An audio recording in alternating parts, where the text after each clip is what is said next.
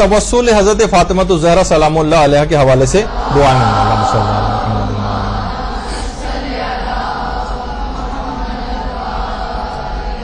आज भी मौजज़ात हो जाएंगे, आप हैरान रह जाएंगे कि जिनकी तस्वीर इस वक्त आपके सामने है। शेख मोहम्मद अली अल अमरी, जो मदीने के मशहूर शिया आलिम दीन, जो सऊदी अरब में कुछ ही अरसे पहले इंतकाल किया है, जिन्होंने वहाबियत की आंखों में आंखें डालकर पूरी जिंदगी गुजारी है, 100 साल की उम्र पाई है और 45 साल कैदोबंद की सहुबतों में रहे। और 8 शव्वाल जब 22 फरवरी को और 1964 में यौम इन्हिदाम जन्नतुल बकी के सिलसिले में जेल में डाले गए थे। 10 साल फिर उसके बाद जेल में रहे, सारे मराजे के वकील थे और 1979 में इमाम खुमैनी से आकर भी मिले थे। जब वापस ईरान गए तो 3 साल कैद सिर्फ इस वजह से कि इमाम खुमैनी से जाकर क्यों मिले, 3 साल इस वजह से कैद में रहे। 1987 में जब ईरानी हाजियों को कत्ल आम के सिलसिले में एक तहरीक चलाई थी, उसमें बाकायदा इनको मौत की सजा सुनाई गई और मुजाहरे हुए जिसमें बाद में मजबूर होकर उनकी मौत की सजा को उम्र कैद की सजा में तब्दील किया गया। इससे पहले भी एक बार सजाए मौत इनको सुनाई जा चुकी थी, फांसी की सजा।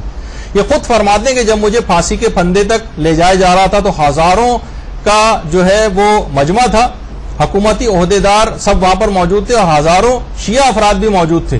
और उस वक्त मेरे गले में फंदा डाल के और जो है मेरे गले में फंदा डाल दिया गया फांसी देने के लिए। तो उसी वक्त मैंने हजरत ज़हरा की कब्र का रुख किया और ज़ेरे लब कहा कि शहजादी, फकत आपकी इज्जत और हुर्मत और दिफा के लिए फांसी का फंदा मेरे गले में डला, आज आप ही मेरी मदद कर सकती हैं। हजरत ज़हरा से तवस्सुल किया, उसी वक्त फांसी का फंदा खींचा गया। इनका जिस्म मुकद्दस जो है उसके ऊपर 30 सेकंड तक लटकता रहा। अचानक से वो रस्सी जो गले में पड़ी हुई थी वो टूट गई और उनका जिस्म अल्लाहुम्मा सल्ली अला मुहम्मद व अला मुहम्मद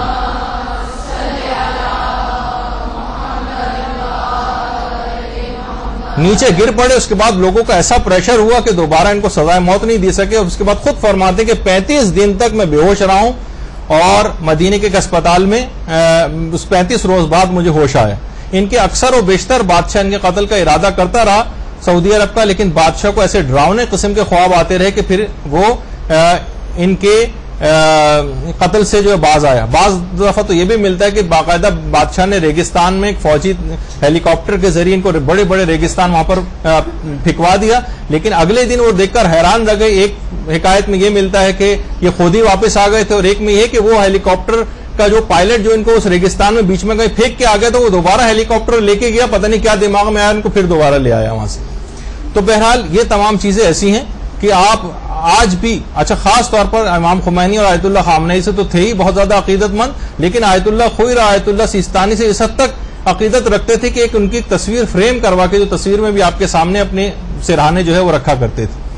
तो बहरहाल ऐसा तवस्सुल हो और आज की रात ऐसा तवस्सुल हजरत ज़हरा से हो जाए तो ऐसे ही मौजज़ात आज भी हो सकते हैं। हर वो आप जिस दुआ के मुतालिक भी बेयकीनी का शिकार हो, वो आज आप देखेंगे कि आपकी दुआ किस तरह से परवरदिगार आलम कबूल कर लेगा। और शेख काजिम इनके इंतकाल के बाद इनके बेटे अब वो इनकी जगह पर आए हैं और यही सारे इंतजामात को वहां पर संभाल रहे हैं।